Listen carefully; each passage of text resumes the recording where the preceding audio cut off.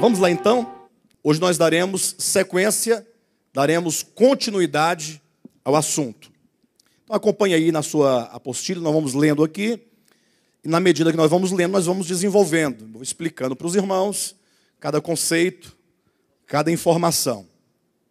O tópico 3 diz assim: a regeneração integral compreende o espírito, a alma e o corpo. E aqui é preciso que eu oriente os irmãos no seguinte aspecto.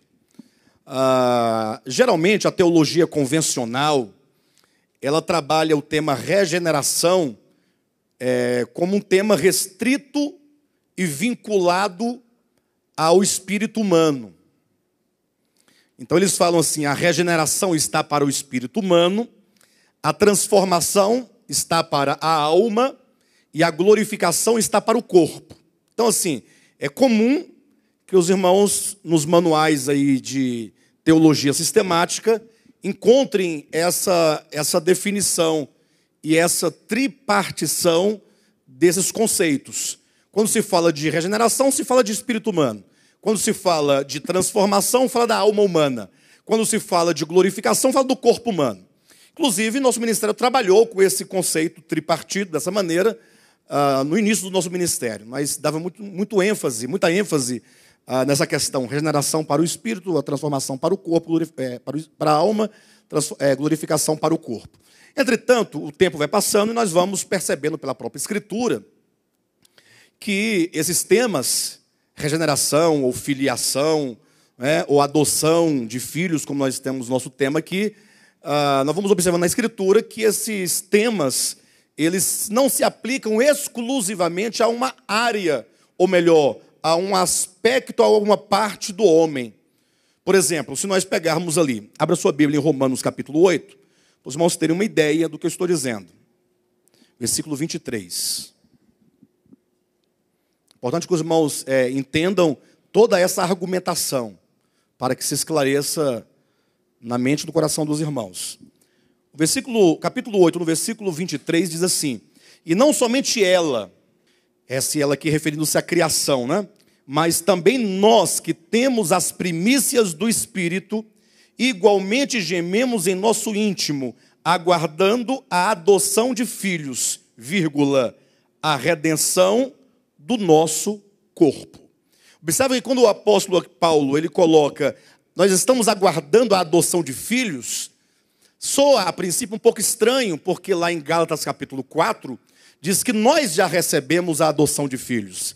Lembra que nós trabalhamos semana passada em Gálatas capítulo 4, versículos de 1 a 7? Quando lá diz que na dispensação da plenitude do tempo, Deus enviou seu Filho, nascido de mulher, nascido sob a lei. Ele veio para nos resgatar da maldição da lei, né? De sorte então que Ele deu a nós o espírito de adoção. Ou seja, nós recebemos a adoção de filhos. Então, a adoção de filhos está vinculada à questão da experiência de regeneração. Porém, aqui em Romanos capítulo 8, versículo 23, o apóstolo Paulo, apontando para a transformação final do nosso corpo, não fala de espírito humano, agora é o corpo. Tratando aqui da questão da glorificação do corpo, ele chama esse aspecto do corpo de aguardando a adoção de filhos, O que ele chama de adoção de filhos? Ele vai explicar depois da vírgula: a redenção do nosso corpo. De sorte, então, que nós entendemos, a partir dessa perspectiva, que o tema adoção de filhos, ou que seja regeneração, não é exclusivo para a regeneração do espírito humano, mas que, como diz na sua apostila aí, a regeneração integral. Essa expressão integral quer dizer que há uma regeneração no homem plenamente. O espírito humano precisa de regeneração ou de adoção de filhos. A sua alma precisa de adoção de filhos, que é a redenção da sua alma, que é a transformação. O seu corpo precisa de regeneração, isto é, de redenção. De sorte que quando, no final, os salvos, os redimidos, os eleitos, alcançarem a plena experiência da salvação, ou seja, a salvação aplicada no espírito humano, na alma humana e no corpo humano, teremos nós experimentado a filiação, a adoção de filhos, ou que seja a regeneração no espírito, na alma e no corpo. Não é só o espírito humano que precisa de regeneração. Como quem diz assim, não, é porque quando Deus salva o pecador, conforme Efésios capítulo 2, versículo 1, diz que, estando vós mortos nos vossos delitos e pecados. Aí vem umas perguntas de argumentação para entender isso. Assim, você estava morto no seu corpo quando o Senhor te chamou? Fala, não, eu estava vivo. E na sua alma? Não, também estava vivo. E por que diz aqui morto nos delitos e pecados? Ah, então era o seu espírito humano que estava morto. Entretanto, o estar morto, uma vez que a regeneração vai ganhar um sentido de vida, daqui a pouco os irmãos vão entender que a regeneração, enquanto posição de filhos, é também uma questão de experiência da vida de Deus em nós. Então, nesse sentido, nós entendemos claramente que a morte não está somente para o espírito humano. Lá em Gênesis, capítulo 2, versículo 17, quando Deus diz assim, olha, se comerdes do fruto da árvore do conhecimento do bem e do mal, certamente morrereis. Se os irmãos pegarem esse termo certamente, de acordo com um léxico do hebraico ou do grego, essa expressão significa morrendo. Então, ao invés de você ler certamente morrereis, deveria ser lido, ou deve ser lido, morrendo, morrerás. Ou seja, o morrerás é o fim. Porém, essa morte não é um momento estanque da experiência do homem caído. Essa morte, ela começa a operar no homem desde a sua queda. Poderíamos colocar em termos práticos, a morte acompanha o homem do berço à sepultura. Isso na vida humana. Tratando-se do homem integral, pastor, o que é o homem integral? É o homem nas suas três partes reunidas, sem tripartição, sem você separar. O homem, ele é espírito, é alma e é corpo. 1 Tessalonicenses, capítulo 5, versículo 17. Então nós entendemos que a regeneração, enquanto adoção de filhos, enquanto filiação ou regeneração, ela está para o homem integral. E alguém pergunta, pastor, mas se a morte entra no mundo, como diz Romanos capítulo 5, versículo 12, assim como por um só homem entrou o pecado no mundo, e pelo pecado entrou a morte, e assim a morte passou a todos os homens, porque todos pecaram. Alguém pergunta, senhora, mas e por que nós não estamos mortos então? Aí nós vamos entrar aqui no conceito de morte. É o que alguns irmãos até andaram perguntando e conversando acerca do assunto, acerca da natureza do mal, a natureza das trevas, a natureza do pecado, a natureza da morte. Como que se pergunta? Ora, é um fato que o mal existe, é um fato que as trevas existem, é um fato que o pecado existe e é um fato que a morte existe. Agora, a grande pergunta é, qual é a natureza da morte? Falando especificamente da morte. Será que existe em algum lugar do universo? Nós temos que pensar isso. Eu sei que essa maneira de expor as verdades bíblicas, elas podem soar para a maioria das pessoas um tanto filosófica. Mas é lógico que é filosófica, porque quando você considera sobre algo, sobretudo escatológico, que é a morte, ou que seja algo metafísico, a morte é metafísica. Porque quando a morte ocorre, uma vez ocorrida, você não tem como identificar a morte enquanto elemento no mundo físico.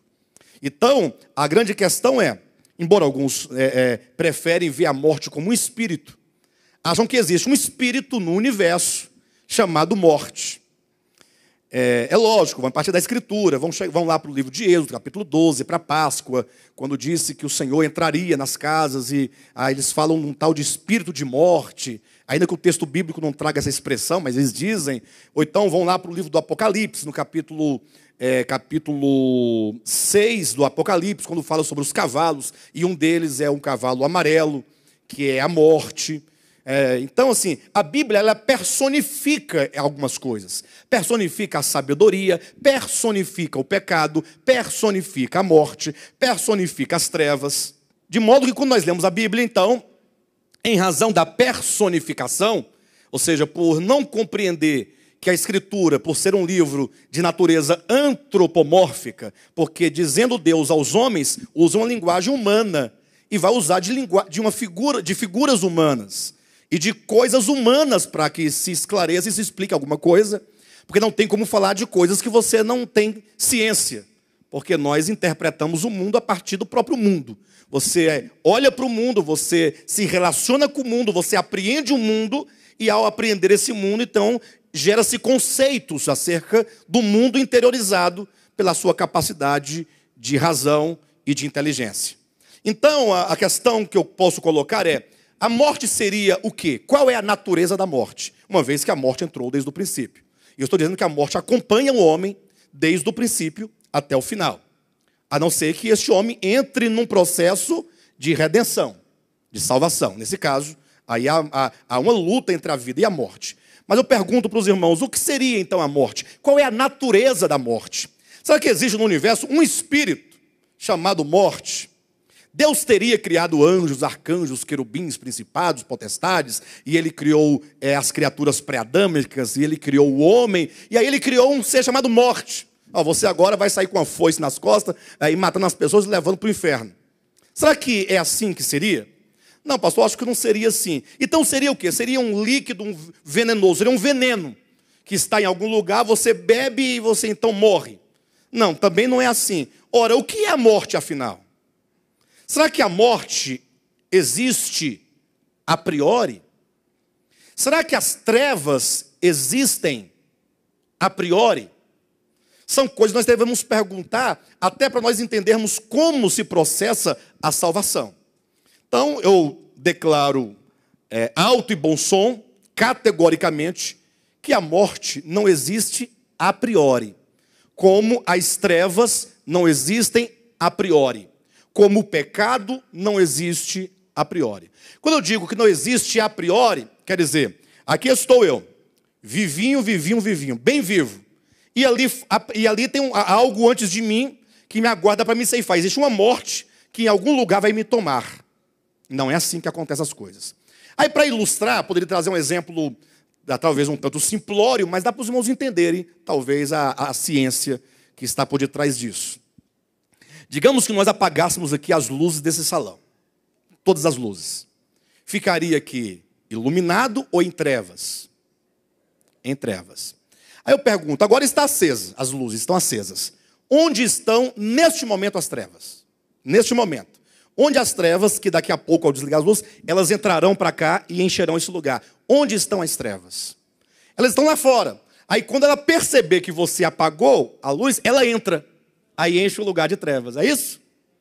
Onde ela está neste momento? Ela não está a priori. Porque trevas não existem. Mas se não existe, como é que você apaga a luz e vai ter trevas? É porque as trevas, para que ela exista, tem que haver o quê? Luz. A luz existe, Deus é luz. Só Ele é. Então, a ausência de luz é trevas. O mesmo acontece com a morte. Onde está a morte agora? Ora, quando o seu espírito sai do seu corpo, o seu corpo entra em estado de morte. Nesse sentido, luz e trevas são dois conceitos dicotômicos, porém, somente a luz existe de fato, a priori. As trevas, elas existem na possibilidade da ausência da luz. Por isso que diz que Deus criou as trevas. Mas Deus criou as trevas se elas não existem a priori? É no momento que existe a luz, as trevas já existem a priori. Ou melhor, as trevas já existem enquanto possibilidade de ausência da luz, como a morte existe como possibilidade da ausência da vida, como o pecado, que é separação de Deus, existe enquanto possibilidade de o homem se afastar da fonte da verdade e se afastar do alvo, que é o próprio Deus. Então, quando o homem caiu, nós temos que entender a queda do homem. Se você não entender a queda do homem, nunca você vai entender o que é a salvação, como se experimenta a salvação. E, inclusive, o livro A Dracma Perdida, que está em processo final, está agora, só falta-nos a capa. A ilustração da capa já tem, só falta a produção da capa para ele ser impresso. É um livro que vai trazer a nós essa verdade, a verdade acerca da verdade da queda do homem. Ou seja, a queda do homem é uma verdade bíblica. Porém, você sabe a verdade acerca desta verdade? Você sabe o que foi a queda do homem? E aí nós temos que nos lembrar do conceito infantil, da infância da humanidade, que está em Gênesis, dos rudimentos, para que nós não corramos o risco de querer trazer o conceito da infância, o conceito rudimentar, para a era da realidade.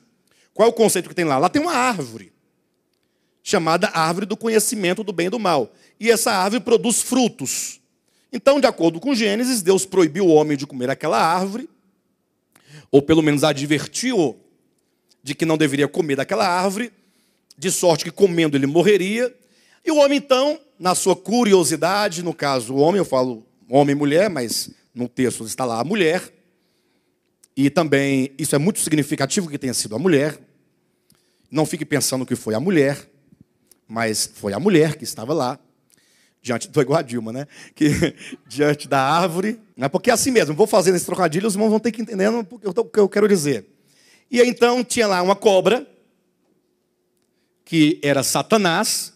Aí a teologia vai discutir se a cobra estava, se o diabo estava atrás da árvore imitando a cobra, se ele estava incorporado na cobra, se era o diabo transformado em cobra. Aí a teologia vai atrás dessas coisas que não tem futuro, que não vai levar a lugar nenhum, para poder dizer que está trabalhando, que tem uma estrutura de pensamento grande.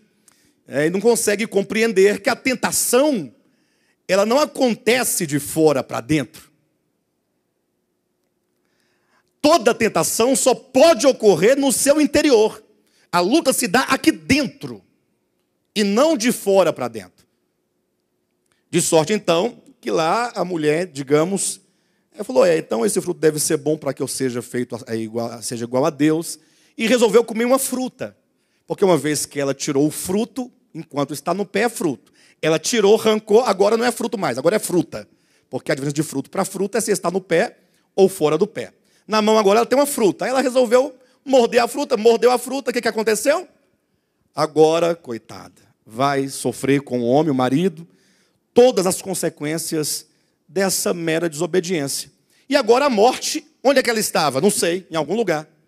Então ela vai entrar no homem para matá-lo. Mas esse conceito bíblico, dessa maneira de pensar, que é uma forma alegórica de falar a verdade, é um conceito rudimentar, está em Gênesis.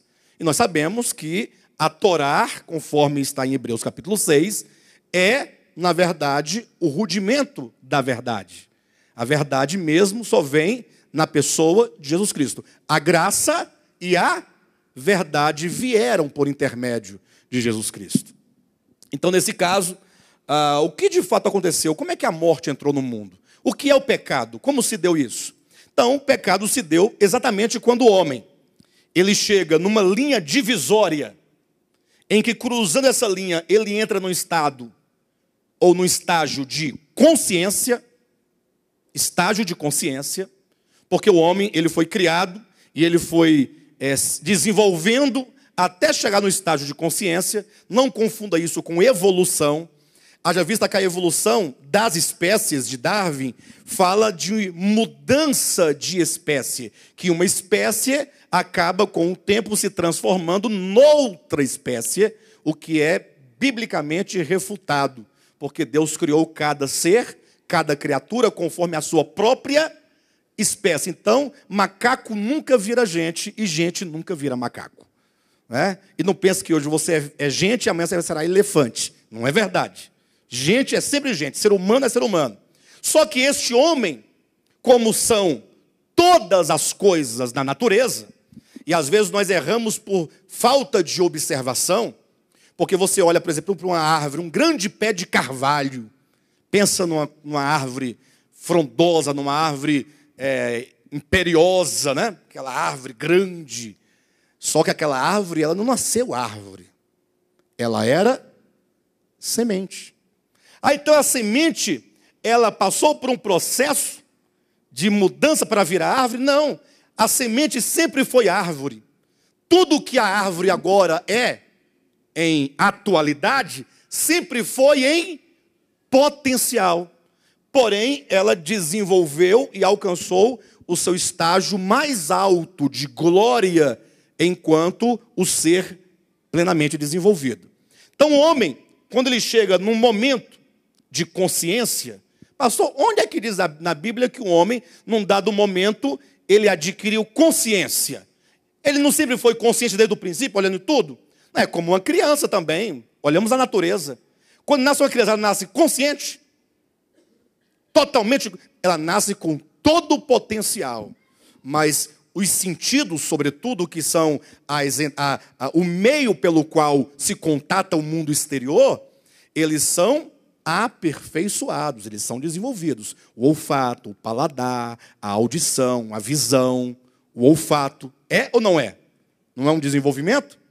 E a gente até hoje com 60 anos que ainda não desenvolveu a audição. Ele ouve tudo, mas não escuta nada. Não tem esse detalhe? Tem. Porque ele só escuta o que ele quer escutar. Tem esses negócios, esse aspecto também. Mas, de todo modo, onde diz na Bíblia como adquirir o estágio de consciência? Que agora ele se desperta, e estágio de consciência eu quero dizer consciência humana. Porque os animais também têm a consciência no seu nível de consciência. Quando é que o homem alcança consciência de homem? Quando ele olha para o mundo e ele é capaz de interpretar o mundo. A diferença de um homem para um animal é que o animal ele olha tudo, ele vê tudo, mas ele não conecta nada. Um animal não consegue olhar para esse púlpito e falar assim, esse púlpito não existe a priori. Isso aqui foi uma semente que se tornou árvore, e aí veio um lenhador, cortou a árvore, extraiu a lenha, veio um marceneiro e produziu isso aqui, que tem cola, que tem prego. O animal consegue ter todo esse desdobramento das coisas? O animal olha e para ele está tudo muito bem. Ele não interpreta, ele não consegue fazer os nexos das coisas. Já o homem não, ele consegue fazer esses nexos. Então, o animal, por exemplo, ele não consegue olhar para si mesmo e se ver como um eu. Ele se vê como apenas um entre outros. Mas não tem um conceito de eu, tu. Porque é do eu e tu que vai surgir o meu, o teu. Essas relações só existem para os seres humanos. Porque eles atingiram estágio de consciência. Eles não somente agora fazem a leitura do mundo, a interpretação do mundo, como eles apreendem o mundo, e não somente apreendem, como eles transformam o mundo. Transformam, eles mudam, eles chegam numa selva, num lugar, numa montanha, eles limpam tudo, constroem uma cidade. Eles são capazes de mudar todo o planeta, digamos assim. Ao passo que as formigas, embora tenham a capacidade de fazer sua casinha, mas é só naquele lugarzinho, é ali que elas ficam, elas não têm ideia. Vamos conquistar outros lugares, estender o nosso domínio. A formiga tem isso? Na cabeça dela? Não tem. Portanto, o homem, quando ou onde na Bíblia diz como atingiu o estágio de consciência de si? Onde é que diz isso? Porque quando você diz isso para alguém, vai falar assim, você está numa seita, isso é uma heresia. Aí você tem que falar assim, não, mas a Escritura diz isso. Fala assim, e onde é que diz? Aí você vai levar para onde? Para qual texto da Bíblia? A árvore que dá conhecimento do bem e do mal. Quando é que o homem adquiriria conhecimento do bem e do mal? Quando comesse da árvore do conhecimento do bem e do mal, não é? Da ciência, Gênesis 2,17. Então, e antes de o homem comer, ele tinha conhecimento do bem e do mal? Sim ou não? E o que significa não ter conhecimento do bem e do mal? É você olhar tudo e não distinguir bem do mal. A ausência de consciência humana. Por que quando um homem fere o outro, ele é arguido na sua consciência, e um animal fere o outro e não sofre peso de consciência? Porque não tem conhecimento do bem e do mal. Ele é instintivo. Quando o homem come do fruto, então ele ganha conhecimento do bem e do mal. E aqui chama-se livre-arbítrio. Ter conhecimento do bem e do mal é poder agora escolher entre o bem e poder escolher o mal.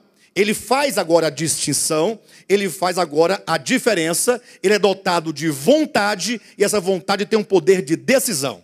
Ele pode agora ir para a direita, para a esquerda, ou ir para a direita. Ele pode fazer o bem, ou ele pode fazer o mal. Entenda que eu estou falando de livre-arbítrio aqui, no sentido dessa capacidade do homem de decidir por si mesmo. Decidir comer uma comida, não comer, fazer algo, não fazer, se mudar de cidade ou não mudar, construir ou destruir, plantar ou não plantar. Ao passo que os animais, eles só podem fazer o que os seus instintos os obriga. Mais nada. Para que se esclareça algo, com a escrita desse livro que nós estamos fazendo, nós desenvolvemos um conceito mais específico acerca de livre-arbítrio quando diz respeito à sua existência humana. E o seu livre-arbítrio no sentido de escolher receber ou não o evangelho. Ou seja, são coisas distintas. Os irmãos concordam que está para todos os homens, e não somente para os cristãos, o escolher fazer o bem ou o mal? Por exemplo, nós não temos a escolha ou não de fazer o bem ou o mal. Honestamente, você não tem a escolha de fazer o mal? Você não tem a escolha de fazer o bem? Eu não estou falando de salvação eterna, de evangelho. Estou falando da existência humana. Agora, e o ateu? Que, teoricamente falando, ele não teria essa capacidade de pender para carne e espírito. Ele, não sendo uma pessoa que recebeu a adoção de filhos ou a regeneração, ele não tem essa mesma capacidade de todos nós de decidir fazer o bem ou o mal? Ou será que só os cristãos podem ser bons? Vamos pensar isso. Então, estou falando desse aspecto da existência humana. O livre-arbítrio é talvez uma expressão muito lata, muito ampla, porém que deve ser compreendida dentro dos limites da nossa vida humana. Não é que você agora, eu sou livre, eu tenho livre-arbítrio, então eu decido voar. Não, eu me refiro às nossas condições entre fazer o bem e fazer o mal. Então agora que o homem tem essa capacidade de escolher o bem ou o mal, é aqui exatamente, somente neste ponto, é que agora o homem, ele poderá decidir entre a luz que é Deus e as trevas que é a ausência de Deus. Quando o homem decide viver por si mesmo, que é o pecado, que é o errar o alvo, que o homem foi criado para viver para Deus. Ele foi criado em Deus, por Deus e para Deus. Mas agora, nessa sua consciência, o que os animais não podem fazer, o homem decide viver sem Deus. E essa decisão de viver sem Deus, ela se desdobra em Gênesis capítulo 2, em Gênesis capítulo 3, em Gênesis capítulo 4, em Gênesis capítulo 10 e 11. São os 3 estágios. Quando isso vai se desenvolvendo. Primeiro, o homem, ele, de acordo com o registro de Moisés, estou tratando as figuras, ele come do fruto para ser igual a Deus. Então, é uma decisão de independência. Aí é o primeiro ponto. Segundo, na pessoa de Caim, agora é dito que ele sai da presença de Deus. Não é agora somente uma questão de querer ser como. Agora é dizer, não preciso mais. Caim saiu da presença de Deus, Gênesis capítulo 4, versículo 26, e foi habitar numa terra distante. E agora no capítulo 10 e 11 de Gênesis, agora nós vemos o homem não somente que decidiu ser igual a Deus, não somente o homem que saiu da presença de Deus, mas o homem agora que encara a Deus e diz, venha, nos julgue e nos condene, que eu quero ver, porque nós somos mais fortes do que o Senhor. Foi quando o homem fez a torre e a cidade de Babel, quando Nirode, a pessoa principal, ali é aquele que é o valente caçador diante de Deus, que deve ser entendido um valente caçador, portanto, é aquele que está atrás da sua presa e que encara a Deus face a face. Aquele que ergue os pés para poder encarar a Deus, como diz, pode vir, porque nós estamos preparados. A proposta de Nirode foi, vamos nos reunir. Não vamos permitir que o povo se espalhe. O povo está se espalhando. O povo está crescendo, tem gente que mora lá e outro está saindo para lá.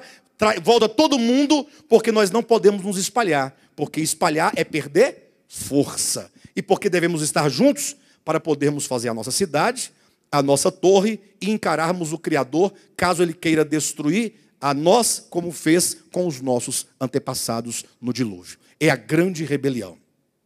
Então, quando o homem decide a viver sem Deus, ou independente dele, e se afasta dele, ele está em trevas.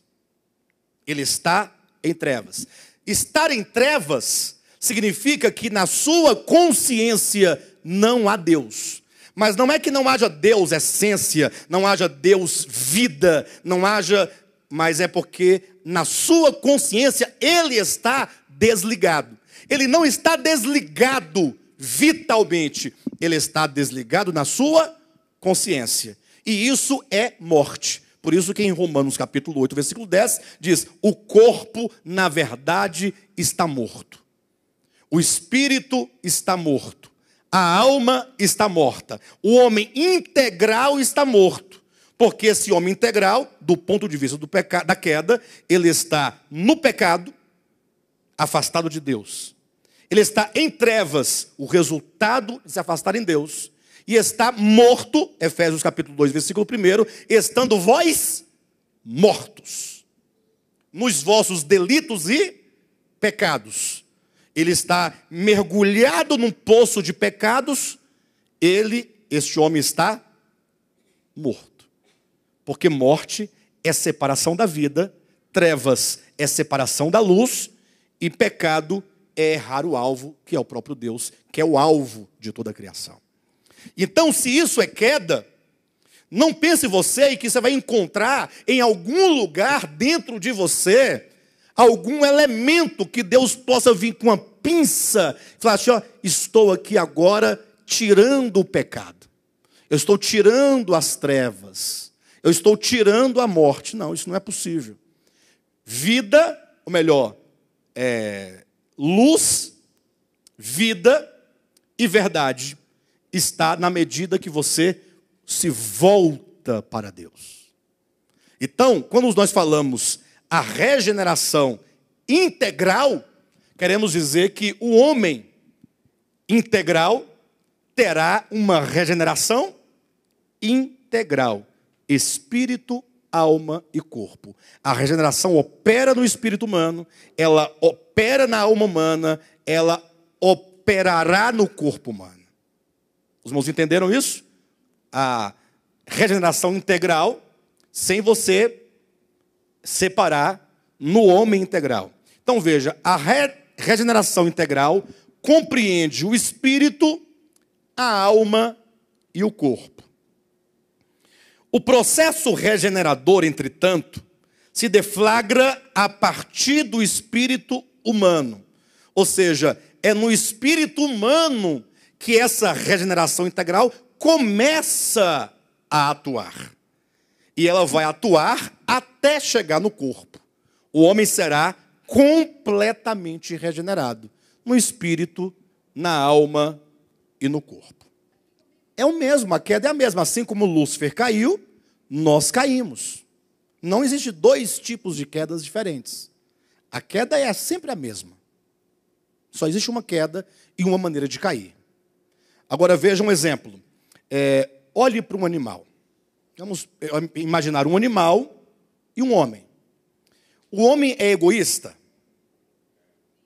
O animal é egoísta? Não é? Então ele é altruísta, né? Altruísta, ele vai lá, caça e chama os companheiros para poder comer a caça com ele. Não é isso? Pessoal, pegou uma caça grande aqui, chamar os vizinhos para poder dividir comigo aqui. Quando o animal chega, o que ele faz? Ele leva a presa, ele vai brigar por ela. Coloca uma comida para um cachorro e tenta depois meter a mão no pratinho do cachorro. Ele vai rosnar para você. Isso é altruísmo ou é egoísmo? Muito bem. No sentido prático, não no sentido da palavra. Eu pergunto, mas ele peca por isso? Por que o homem egoísta peca e o animal egoísta não peca? Onde está o pecado, afinal? Egoísmo é pecado? Por que para o cachorro não é? Ou é pecado para ele também? Onde está o pecado? No egoísmo ou na sua consciência em face daquele problema, daquela situação? Está aqui. Então, essa é a grande questão. Então, é quando o homem, aqui na sua mente, na sua capacidade de discernir o bem e o mal, quando ele se afasta de Deus. É nesta consciência que vai ocorrer as trevas, que vai ocorrer a morte. Estando vós mortos em vossos delitos e pecados, Efésios 2, primeiro, é o que está dizendo. Estávamos mortos. Mas eu pergunto, nós estávamos mortos? Nós estávamos mortos? Sim ou não? A Bíblia diz que nós estávamos mortos. Você está dizendo que não? Não, mas nós estávamos ou não estávamos mortos? A Bíblia diz, estando vós mortos. Ele não diz, estando o seu espírito humano. Não, estando vós. Vocês estavam mortos. Mas eu estava morto? Então, para que eu entenda esse texto, eu tenho que saber discernir o conceito de morte. Perfeito? Mas vamos avançar, nós vamos compreendendo isso ao longo do texto. A regeneração integral compreende o espírito, a alma e o corpo. O processo regenerador, entretanto, se deflagra a partir do espírito humano. Ou seja, a explosão, o começo, o start da regeneração, que operará integralmente no homem, começa no espírito humano. O seu fim será no corpo humano. Quando ou como se deflagra a partir do espírito humano, mediante o acender a luz do evangelho na consciência, regenerando-a. Então, observa. Olhem para mim, por favor. Aqui está o homem. Vamos colocar o homem numa condição de neutralidade. Ele ainda não caiu. Ele está na possibilidade de cair. Ele tem agora a consciência do bem e do mal. Ele discerne o bem e o mal. O que é a queda? Não é na medida que ele vai, e tudo isso é um processo. Não é morder uma maçã, pronto, agora morri, acabou tudo. Não é mordida da maçã. Conferir a todas as desgraças do universo a uma maçã. Ou a mordida de um fruto, que seja. Não. Tudo começa quando o homem começa a cogitar ser igual a Deus. E aí esse processo vai entrevando a mente do homem. É um processo de trevas, um processo de morte. E isso vai sendo trabalhado no homem. E quanto mais ele se afasta pela sua decisão, ele vai o quê? Ficando em trevas, ele vai o quê? Morrendo. Se estamos falando de salvação, os irmãos concordam que salvação deve, organicamente, por obrigação de conceitos, de ser o oposto da queda ou não? Por exemplo, alguém tem uma enfermidade. O que é a cura da enfermidade? É a saúde. A saúde, verdade. Eu quero dizer, a doença não é algo que opera e destrói o homem. Tem ali um vírus ou uma bactéria ou um câncer, alguma coisa que está destruindo o que estava perfeito. O que é a cura, senão que essas coisas más vão perdendo a sua força e o organismo vai se reestruturando, vai se restaurando, vai se regenerando. Ou não é assim? A cura é um processo inverso da enfermidade. Assim como a enfermidade se instala e vai destruindo, a cura é o processo inverso. Então a queda acontece aqui, no juízo do homem. Acontece aqui no coração do homem. A salvação, a regeneração, é um processo inverso. Se o homem caminhou naquela direção para se afastar da verdade, para se afastar da luz, de modo que agora ele estava experimentando morte e trevas, salvação é um processo inverso. Então, se o homem ele ficou cheio de trevas, a ponto de não poder conceber a verdade, então a regeneração se deflagra a partir do espírito humano, mediante o acender a luz do evangelho na consciência. Quando a consciência é iluminada, ele sofreu um processo de regeneração no espírito. Olha o texto que diz aqui em Provérbios capítulo 20, 27, quando declara que o espírito do homem, não do espírito humano, o espírito do homem é a lâmpada de quem? Do Senhor, a qual esquadrinha todo o ser do homem. Então observa que o espírito do homem é comparado como uma lâmpada. Hã? A alma, na sua versão, né? Na sua versão. Olhe na outra versão, que será o espírito humano.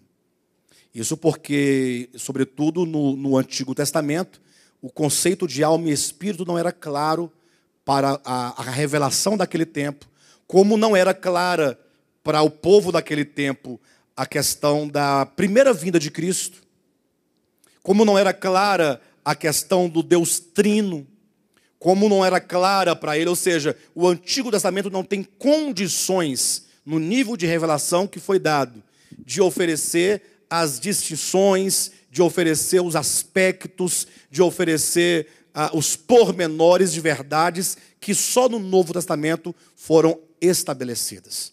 Alguma versão aqui diz o espírito humano é a lâmpada do Senhor? A sua diz espírito humano, espírito humano. Então tá aí, Marcinho. Algumas versões diz alma, outras diz espírito humano. Perfeito? O espírito do homem é a lâmpada do Senhor. É comparado a uma lâmpada. Uma lâmpada que pode estar no lugar,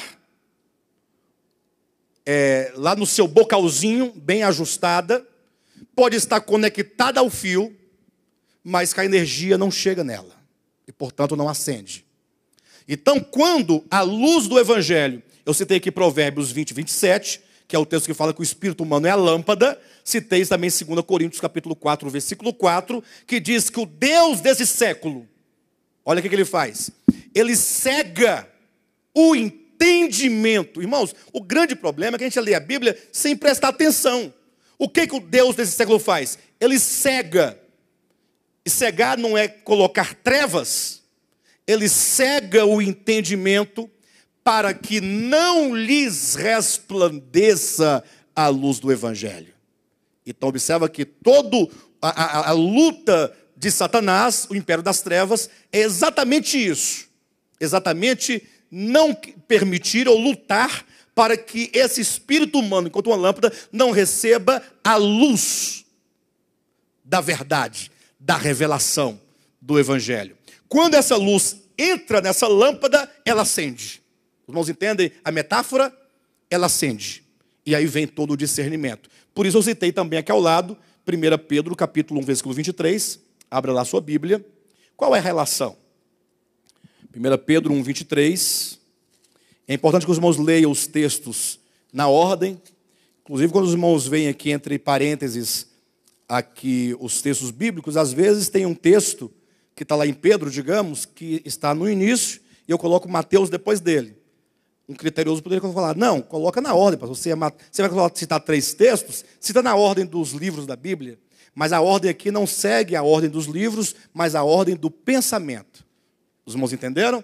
Então, olha só o sentido. Provérbios 20, 27. O espírito do homem é a lâmpada do Senhor.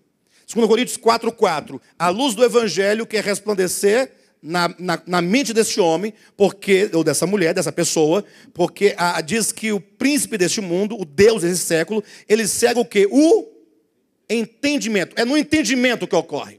Ele cega. Se ele cega o entendimento, onde é que entra a luz do Evangelho? No entendimento. É quando o entendimento se desperta. Fala, meu Deus do céu, o que eu estava fazendo? Por onde eu estava andando? O que eu estou fazendo da minha vida em relação a Deus? Aí vem 1 Pedro capítulo 1, versículo 23, quando Pedro vai declarar acerca da regeneração. É importante que os irmãos entendam isso. A natureza dessa regeneração. Porque senão você fica pensando, poxa, eu acho que num dado momento eu recebi algo, ele entrou em mim, fui regenerado, pronto, regenerado. E agora esse negócio está em algum lugar, eu só não sei onde, como, nem consigo tocar, nem experimentar. Mas deve estar aqui em algum lugar aqui dentro. Nasci de novo, entrou um negócio aqui, uma vida, uma fumaça, um óleo, alguma coisa. Tá aqui, eu sei que está aqui dentro. Mas assim, você consegue? Não. É uma coisa que está no plano da ideia. Mas alguém que consegue tocar dentro de você, essa vida que te regenerou? Quem consegue aqui? Hã? Toca aí agora. Cadê essa? Você foi regenerado? Não existe ou não existe uma vida regeneradora? Mas você consegue localizá-la, identificá-la, tocá-la, pô-la à prova? Quem consegue? Vamos ser verdade. Rosilene, você é regenerada? Que coisa boa. E cadê essa vida? Está aí dentro, você sabe que está aí, não está? tem uma vida regeneradora. Mas e agora?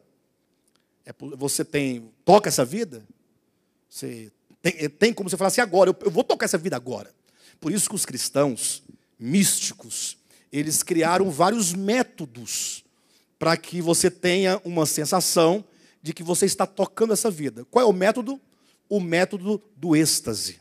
Você vai ter que entrar num processo. Nós vamos tocar a vida, vamos lá. Aí você começa um processo de tocar a vida. Como eu vou fazer? Começa orando. Uns dizem, glória, glória, glória, glória, glória, glória, glória, glória. Você tem que chegar no momento em que você se esvazia dos seus pensamentos que te impedem para você começar a sentir uma certa sensação que está latente na sua alma e que agora se manifesta e você chama isso de tocar a vida. Outros, tocar o Espírito de Deus. Não é assim que fala? Por isso que as manifestações do Espírito de Deus, elas têm que ser visíveis, têm que ser, no sentido, têm que ser prováveis. Você tem que ver, tem que ser sensorial. Você tem que ver, você tem que sentir. Se não for no mundo dos sentidos, você tem que se arrepiar, você tem que chorar, você tem que cair, tem que falar outras línguas, você tem que pular, você tem que gemer, se encolher, bater nos bancos, pegar o irmão no colo, sair correndo. Isso chamam de quê? Tocar a vida, tocar o Espírito. Aí tem outro grupo que diz, não, você tem que falar, ó Senhor Jesus. Você vai começar falando, Senhor Jesus, você não está tocando a vida ainda, mas já começou a tocá-la. Você começa na carne, pesado, ó Senhor Jesus. Aí você vai, é um processo, ó Senhor Jesus. Daqui a pouco você está leve, ó Senhor Jesus, amém. Aí você está tocando a vida, toca na vida. Mas é isso, essa é a grande questão, é isso. O fechar os olhos, nesse sentido que a Bíblia não orienta, nesse sentido, fecha vossos olhos, fazer isso. Aí Jesus orava de olhos abertos, Jesus elevava os olhos e falava, Pai, com olhos abertos. Mas é porque o homem, ele precisa se desligar desse mundo dos sentidos, para que a sua mente possa ser trabalhada ao ponto de você sentir a sensação no seu corpo, ou nas suas emoções. Então a pergunta nós temos que entender a natureza da regeneração, porque senão vai fazer o seguinte, você vai ficar uma vida todinha buscando uma experiência e você vai se frustrar. Aí você vai ficar aqui buscando uma experiência, não conseguiu. Você se desilude daquele modelo, vai procurar um outro modelo, uma outra igreja que propõe uma maneira mais fácil ou mais verdadeira de tocar essa vida. Aí você pode até ter algumas experiências, eu sei, eu já tive várias, de vários níveis. Mas daqui a pouco você percebe que aquilo é apenas uma sensação. É algo momentâneo que não estava antes e não estava depois, que só foi possível durante um rito estabelecido. Por isso que os irmãos que têm tais práticas, eles se deparam, todos nós, né? Mas assim, no caso dos que praticam essas coisas, se deparam em situações contraditórias ao seu êxtase. Ora está aqui falando de um jeito, aí depois está de outro jeito. Porque são momentos estanques que precisam ser liberados quando eles exercitam a sua alma. Então, se você entende o processo regenerador, que primeiramente o Espírito do homem é a lâmpada do Senhor, e aí a luz do Evangelho ilumina o seu entendimento, é entendimento. Aí vai ser melhor de você caminhar assim. Se o Deus desse século, ele cega o entendimento, a luz do Evangelho abre os olhos do entendimento. Mas de que maneira ocorre? Porque estamos em parábolas. Espírito humano enquanto lâmpada, e vem uma luz para fazer essa lâmpada brilhar, para que a luz brilhe nessa lâmpada e seu espírito seja iluminado. Sabemos que é no entendimento, ou não sabemos? Onde é que diz que é no entendimento? O Deus desse século cega o entendimento. E como é que a luz brilha, então, para se dizer, houve regeneração no espírito humano? 1 Pedro, capítulo 1, versículo 23. Eu quero ler o 22 também, porque esse pois do versículo 23, que é explicativo, ele ganha um sentido tremendo quando se lê o versículo anterior, né? Tendo purificado a vossa alma pela obediência à verdade, tendo em vista o amor fraternal não fingido, amai-vos de coração uns aos outros ardentemente. Olha que coisa. Amai-vos uns aos outros ardentemente. Pedro, não basta amar, tem que ser ardentemente. Complicado, né, amados? Quando a gente olha assim para nós e fala, meu Deus do céu, o que está acontecendo? Cadê essa vida regeneradora? Aí ele diz, no versículo 23, pois fostes. Ou seja, ele diz que é possível que nós nos amemos ardentemente porque fomos. Ou seja, a garantia de que nós podemos fazer isso porque fostes. Pois fostes regenerados. Aqui está uma verdade. O regenerado agora, ele tem a condição de amar ardentemente. Dentro desse contexto, tá, amados? Não vamos ampliar muito, porque eu não tenho condições de dar conta do mundo inteiro. Só por aqui. Pois fostes regenerados. Não é uma verdade? Não é uma afirmação? Fostes regenerados? Agora ele vai explicar. Não de semente corruptível. Ou seja, ele está dizendo que existe uma tal regeneração de semente corruptível. Quando você planta uma semente, qualquer semente, ela não brota? Não há uma vida que nasce ali? Essa vida que nasce de uma semente corruptível é exatamente esse gerar, esse nascer algo. Então, fostes regenerados, quer dizer que Deus faz nascer algo. Não de semente corruptível, mas de incorruptível. Ah, então existe uma tal semente, agora já não é mais a luz. A luz não é uma parábola, uma metáfora? Não é ou não? A luz que entra para fazer resplandecer a lâmpada. Vocês estão entendendo, pessoal? Não é uma metáfora? Que é no entendimento. Então, agora é dito que nós fomos regenerados mediante uma semente incorruptível. Daqui a pouco vai aparecer pastor por aí com um saquinho de din-din, com as sementes de abóbora dentro seca, dizendo, aqui está a semente incorruptível. Viu, pessoal? Já foi ungida, Deus mandou. Mas é possível isso acontecer. Com esse texto aqui, ó. Semente incorruptível. Só que a semente que vão apresentar por aí, que é possível que se apresente, o Gilson assim, não dá ideia, não, que o povo vai ouvir isso aí vai ter essa ideia. Né? Mas aí essa semente será o quê? Uma semente corruptível. Nós fomos regenerados por uma semente incorruptível. Ela não se corrompe, ela não se destrói, ela é eterna. Ah, pastor, então cadê essa semente, pelo amor de Deus, me apresente? Ele continua dizendo onde está essa semente. Mediante a palavra de Deus. Poxa vida. Por que os crentes dão tão pouco valor à palavra de Deus? A palavra de Deus liberta, a verdade liberta. Lógico, é um processo. Não estou dizendo que não é um processo, porque a vida orgânica de toda a criação, ela é sempre um processo.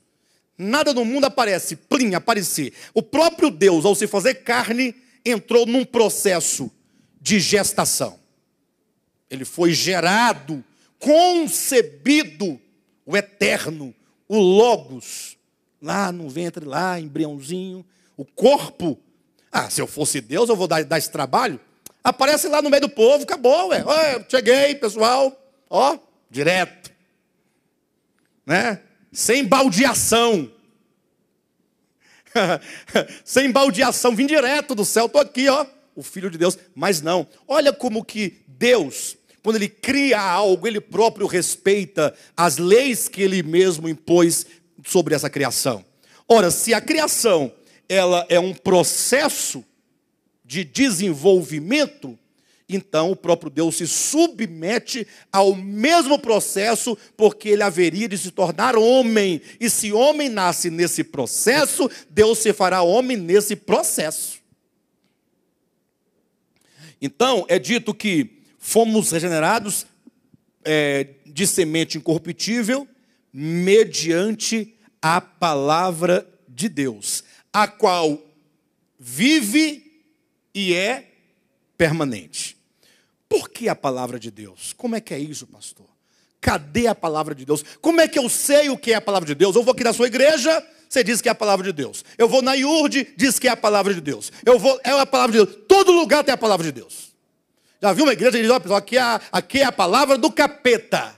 Já viram isso? Só se for a igreja do capeta. Tem a igreja do capeta, não tem? Do demônio aí? Mas se não for lá, qualquer lugar, até na macumba, que tem aqueles bichos do zoião com os dentes assim, disse que é Deus. Vai falar que aqui é o capeta, o demônio, o saravá. Não, não. Aqui é tudo de Deus. Eles rezam até o Pai Nosso, a Ave Maria, lá dentro. Bem, mas o que eu quero dizer com isso? Como é que eu sei o que é a palavra de Deus? Primeiramente, vocês sabem, da primeira aula querigma, que palavra de Deus não é Bíblia. Sabem que a palavra de Deus não é Escritura. Sabem ou não sabem? Mas sabem também que a palavra de Deus está contida na Bíblia, contida nas Escrituras. Agora, para nós entendermos essa questão de palavra de Deus, os rudimentos de Moisés são muito bons enquanto figura para nos fazer entender a realidade. O pedagógico, ele é muito prático nesse sentido. Vá para Gênesis capítulo 3. Pode abrir sua Bíblia em Gênesis capítulo 3. Observa só em que instância ocorre a queda. Gênesis capítulo 3. Versículo 1. Mas a serpente, mais sagaz que todos os animais selváticos que o Senhor Deus tinha feito, disse à mulher. Qual que é a palavra-chave dessa porçãozinha aí? Mais é a palavra-chave? O núcleo do entendimento é mais? É o A? Serpente? Então fala, serpente. Serpente. Sagaz. Pessoal, capítulo 3, versículo 1. Sagaz. Sagaz. É mais? Então tá bom, então esquece tudo. Fala assim, mais. É isso? Não, eu quero uma palavra que seja o centro da ideia e todas as demais palavras vão circundar em torno de uma. Mas não é. Não é. Serpente não é. Mais não é. Sagaz não é. Não é. Todos não é. Animais que Deus criara não é. Mas a serpente, mais sagaz de todos os animais que Deus havia feito, disse à mulher. Disse. Querem a prova que esse aqui é o núcleo? Querem a prova? Disse. Aí você pergunta, quem disse o quê? A serpente disse isso. Então, o disse é o núcleo do pensamento. Eu falo, pessoal, disse. Quem? O quê? Para quem? Não é assim? Então percebe que toda a estrutura está em torno deste verbo. Então a ideia que eu quero que os irmãos apreendam é: a queda ocorre no falar. A serpente fala. Ela não ameaçou, ela não obrigou a mulher a comer o fruto, não colocou uma faca no pescoço, não falou assim, eu vou te picar, eu sou serpente. Não. Como é que foi? Qual foi o instrumento? Qual foi o instrumento? A palavra. A serpente fala. Por isso que essa serpente vai reaparecer lá em Apocalipse capítulo 11 como sendo o dragão. Esse dragão, a Bíblia fala, não é outro, senão que o dragão é a antiga serpente. Então a serpente em Gênesis agora é vista como dragão em Apocalipse. Por isso que o falso profeta, se ele é falso profeta, então ele primeiramente se diz um profeta. Profeta não é aquele que fala por Deus, só que sendo ele falso, o seu falar é de dragão, é o falar. Então veja que Gênesis e Apocalipse estão falando a mesma coisa. Eu não preciso ficar inventando coisas, eu tenho que compreender que o engano de Gênesis se dá por meio da palavra, e agora esse mesmo engano que passou por todos os tempos, em todas as dispensações, chega ao último momento escatológico, e lá está Satanás, a antiga serpente, que é o dragão, falando. Veja que a serpente aqui em Gênesis é o mais sagaz de todos os animais que Deus havia feito. Um animal astuto, um animal imponente, um animal, até aqueles que desenham a serpente, tem como símbolo de sabedoria, inclusive, de beleza, de formosura, enfim, de sorte que agora ela fala, essa mesma serpente, agora aqui, também aparece numa imagem. É a besta que emerge da terra. Como é a sua aparência? Lá é um animal sagaz, vistoso, altivo, para chamar atenção. Vai colocar um sapo para enganar Eva. Sabe aqui, seu sapo? Mas a serpente não, ela é elegante, se enroscando, o Marcos? Vocês sabem, né, Marcos? O Marcos sabe das coisas. Se enroscando nos veios da árvore, todo aquele equilíbrio, aquela dinâmica, aquele olhar nos olhos da mulher, aquela sedução. Essa serpente agora, em Apocalipse 11, ela tem a aparência de cordeiro.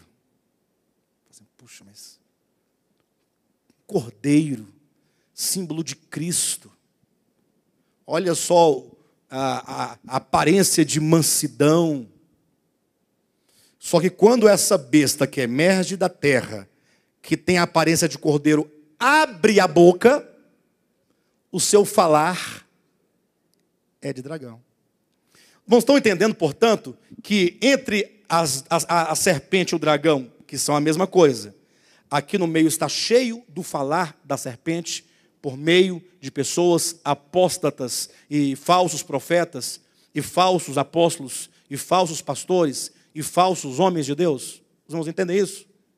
Então, quando diz que a serpente, Gênesis capítulo 3, disse à mulher, vamos continuar, disse à mulher, 2 pontos, é assim que Deus disse. Então Deus também falou. Falou ou não falou? Está lá no capítulo 2, versículo 17.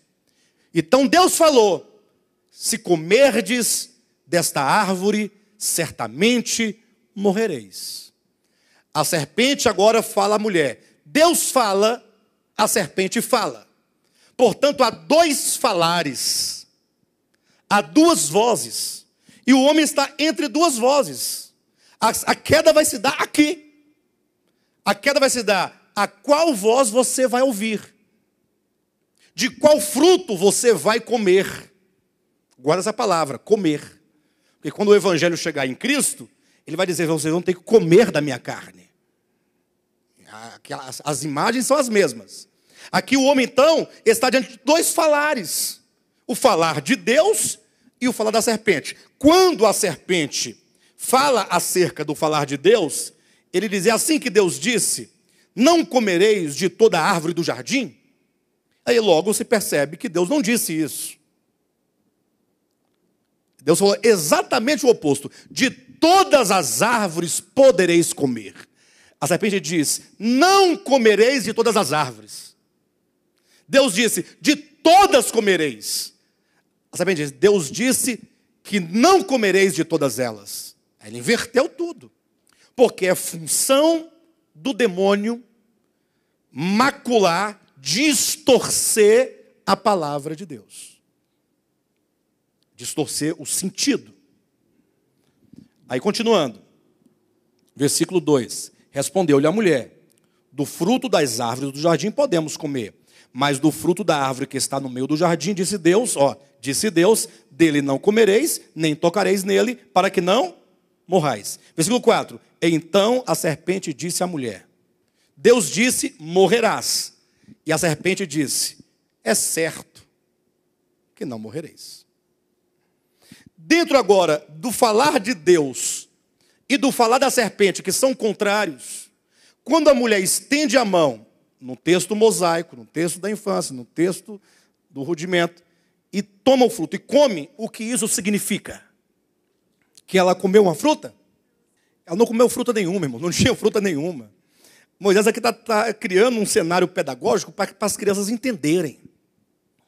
Mas se você já compreende a verdade, você sabe que aqui a questão é qual palavra você recebe, qual palavra entra no seu entendimento, domina o seu entendimento e ganha o seu coração. Ou seja, em qual palavra você crer. Nesse sentido, todos os homens são crentes. Resta saber crente em quê? Em que você crê? Ou na palavra de Deus, ou na palavra da serpente. Entenderam a questão do falar? Quando Pedro diz que nós fomos então, vamos voltar agora, sair da queda. Se vocês entenderam a queda, entrou uma semente de morte dentro do homem? Não é palavra? No entendimento? No coração? Aí Pedro diz, olha, vocês foram regenerados, porque fostes regenerados, não por meio de uma semente corruptível, mas uma semente incorruptível, mediante a palavra de Deus. É quando o homem ele se volta, ouve o falar de Deus, e agora ele crê nessa palavra, e é essa palavra que é a luz que ilumina o entendimento. Você fala, agora eu vejo, agora eu compreendo. Regeneração é palavra de Deus dentro do seu entendimento e no seu coração. E agora isso aqui é vivo e dinâmico onde você estiver, qualquer hora. Não tem que tremer, não tem que chorar, não tem que babar, não tem que falar em línguas, não tem que se arrepiar, falar, ó Senhor Jesus, nada disso. É aqui, ó, entendimento. Os irmãos então entenderam o tópico 3, a cabeça do tópico. A regeneração integral compreende o espírito, a alma e o corpo. O processo regenerador, entretanto, se deflagra a partir do espírito humano, mediante o acender da luz do evangelho na consciência, regenerando-a. Quem entendeu? Alguém tem dúvida desse ponto? Então vamos seguir. Letra A. Conforme o evangelho de João, capítulo 6, a vida eterna se ganha mediante o crer no Filho de Deus. Alguém pode abrir João capítulo 6, versículo 47? Se os irmãos aprenderem o caminho da comparação, você vai sempre para o ponto positivo. E é salvação, é. Então, quando você disser algo sobre salvação, procure o seu contrário na queda. Porque aí tudo vai ter sentido. Porque nós estamos falando de uma salvação, de uma salvação, de uma salvação, e fica tudo no plano do vazio. Então, é salvação? É. Então, qual é o contrário desse aspecto da salvação na queda?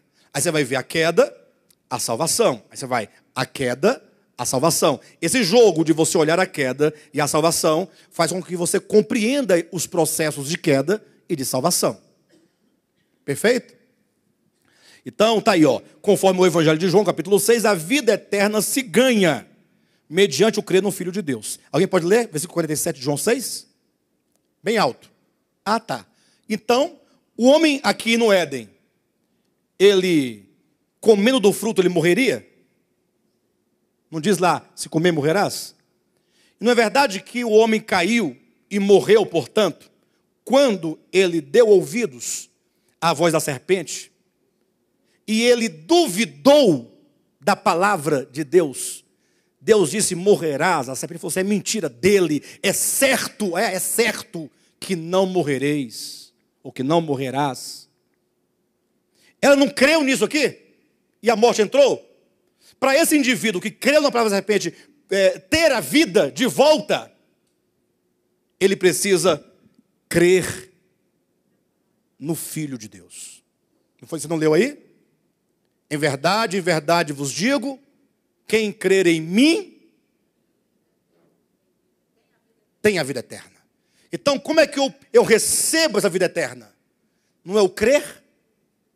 Dar ouvidos, confessar. Agora observe. Letra A. Conforme o Evangelho de João, capítulo 6, a vida eterna se ganha mediante o crer no Filho de Deus. Ponto, vírgula. O crer é simbolizado pelo comer a carne e beber o sangue do Filho de Deus. Agora leia, Silvio, versículo 53. Opa. Se vocês crerem em mim, vocês têm a vida eterna. Crer. Perfeito ou não? Existe o fator crer lá em Gênesis 3? Crer na palavra de Deus, o nome da serpente? Tem ou não tem lá? Agora em João, quem crer em mim tem a vida eterna. Aí ele adiante diz, você tem que comer da minha carne, beber do meu sangue. Se não comer e não beber, não tem vida eterna. E aqui em Gênesis, quando foi que a morte veio? Não é comendo o fruto? Se você disser que Eva comeu o fruto ou uma fruta, então você vai ter que dar uma mordida nas costelas de Jesus Cristo e comer a carne e beber o sangue. Não, aqui é simbólico, pastor. E aqui é literal? Quer dizer que a morte entra literalmente por um fruto e a vida eterna entra simbolicamente por um corpo e sangue de Cristo? Por que eu fico fazendo esse tipo de situação? Porque eu não quero confessar que tudo isso aqui acontece no plano do crer, que é simbolizado pelo comer. Agora que eu creio, eu como. Lá eu também criei na palavra da serpente, comi. E aqui o processo é o inverso, eu creio e eu como. Continuando. Conforme o Evangelho de João, capítulo 6, a vida eterna se ganha mediante o crer em um Filho de Deus. O crer é simbolizado pelo comer a carne e beber o sangue do Filho de Deus. Ponto vírgula. O comer da carne e beber do sangue significa receber o Filho de Deus. João capítulo 1, versículo 12 diz assim: mas a todos quantos o receberam. Comer não é receber? Não é tomar para si? O comer? Mas a todos quantos o receberam, deu-lhes o poder de serem feitos filhos de Deus. Olha aqui. Portanto, ele diz que, a saber, os que creem no seu nome. Mais uma vez, o significado de crer, ele diz, a todos quantos o receberam, a saber. Ele vai explicar. O que quer dizer receberam? A saber, todos os que creram no meu nome. Crer não é falar, não, beleza, concordo, acredito. Não, é receber. Se não receber, não creu. Continuando o texto. Lá no finalzinho. O receber o Filho de Deus significa receber as suas palavras, que são espírito e vida. Versículo 63 diz o que aí? Na sua Bíblia? Está vendo? Crer,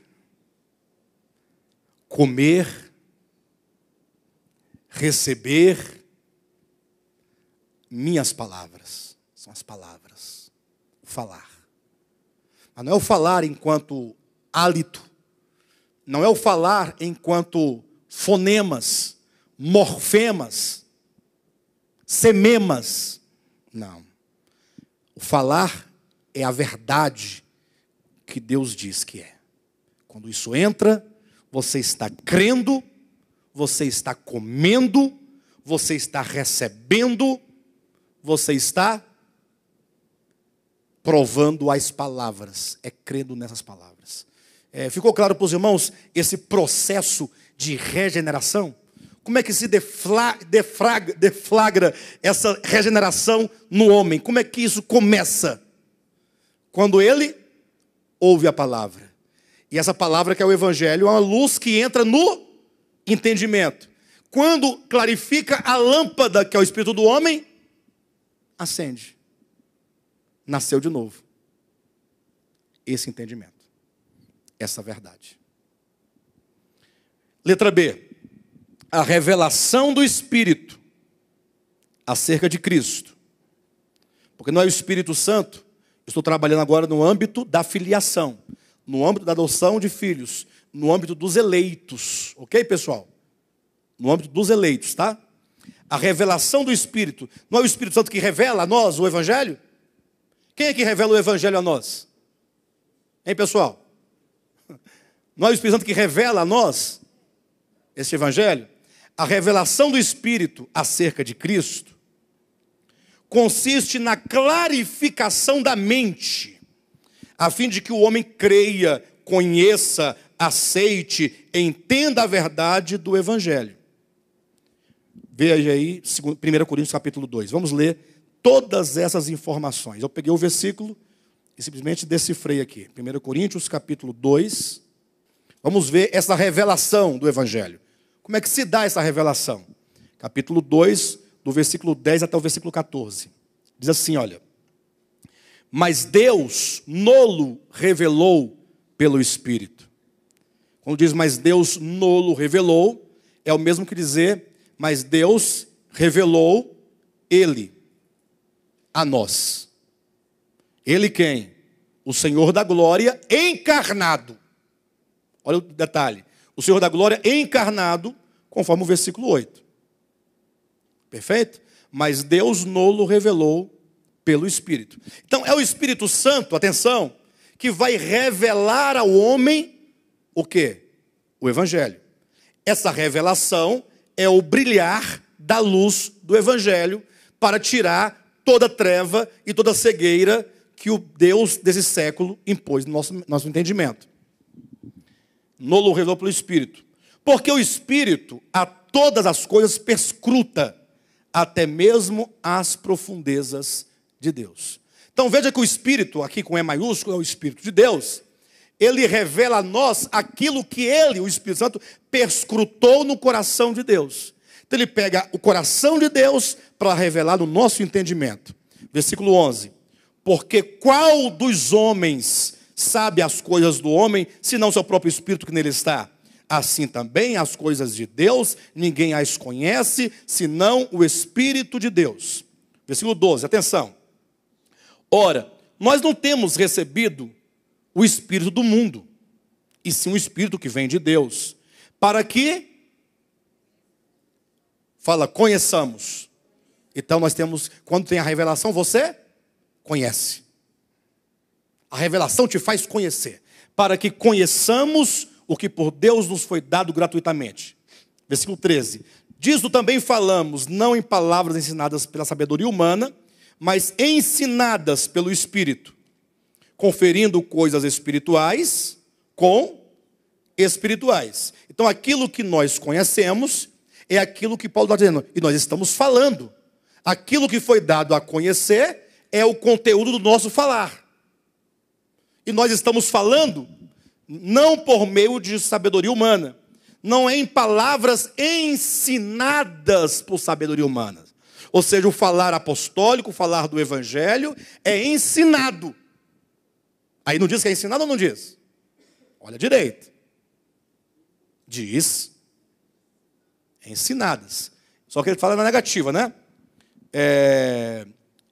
Disso também falamos, não em palavras ensinadas pela sabedoria humana, mas ensinadas pelo Espírito, conferindo coisas espirituais com espirituais. Você conhece, porque o Espírito Santo ensina. Ele te leva a você conferir, comparar coisas espirituais com espirituais. É um discernimento, é uma luz, é uma compreensão. Versículo 14. Ora, o homem natural não aceita as coisas do Espírito de Deus, porque eles são loucura e não pode entendê-las, porque elas se discernem espiritualmente. Ou seja, o homem não somente conhece, não somente é ensinado, mas o homem também agora, iluminado, ele aceita. Porque o não iluminado, ele não tem condições de aceitar. Entenda que esse texto está dizendo da revelação do Senhor da glória encarnado. Estamos dentro daquilo que a Bíblia chama de um mistério. Falar do Cristo encarnado é um mistério. Não é possível que o homem, sem esta revelação, que é própria e unicamente dos filhos, dos eleitos, não tem como ele olhar para o crucificado. Um nazareno, filho de José e Maria, que nasceu em Belém, na Judéia, foi criado em Nazaré. Um homem que aos 30 anos dormia nas montanhas, dormia nos montes. Um homem que certamente, em razão das suas muitas andanças, de não ter aquele conforto, era um homem abatido, um homem gasto. Tanto é que quando Jesus discutia com os fariseus e escribas, que ele disse que antes de Abraão eu sou, eles disseram, você não tem nem 50 anos ainda? Ou seja, olha onde eles colocaram a idade de Cristo, né? Olha onde eles colocaram na hipótese, né? No sentido de comparando, né? Então, Cristo era um homem de labor, um homem de muito trabalho, de muita caminhada. Então, ele não era aquele homem vistoso, aquele homem limpo, ou do rosto limpo, aquela coisa, né, como um rei dentro de um palácio. Não, um homem queimado do sol, um homem do ardor, do cansaço, da lida. Né? Então, agora, olhar para este, sobretudo, depois de todo o sofrimento espiritual pelo qual ele passou, ali no Getsêmani, ou mesmo no cenáculo, antes de ir para o Getsêmani, já no cenáculo ele dizia: a minha alma está profundamente triste até a hora da morte. Depois agora ele vai, passa toda a noite, de uma casa para outra, de um lugar para o outro, sendo julgado, espancado, julgado, espancado, por Pilatos, por Herodes, por Caifás, Anás primeiramente, Anás, Caifás, Herodes e Pilatos. Foi passando a noite toda. No outro dia, ele está totalmente descaído, abatido, cheio de hematomas, porque ele foi golpeado durante toda a noite. Coloca-lhe uma coroa de espinhos na cabeça, e agora ele leva aquele madeiro, e está lá agora estendido no Calvário, nu, porque rasgaram as suas vestes, e, como é que foi isso mesmo? E lançaram sorte da túnica, as vestes e a túnica, enfim, tiraram dele, ambas, e agora está lá. E chega alguém e fala assim: eu estou desconfiado que esse aí é o Criador do universo. Tem lógica, pessoal? Fala a verdade. Pô, faz numa boa. Você teria como acreditar numa lorota dessa?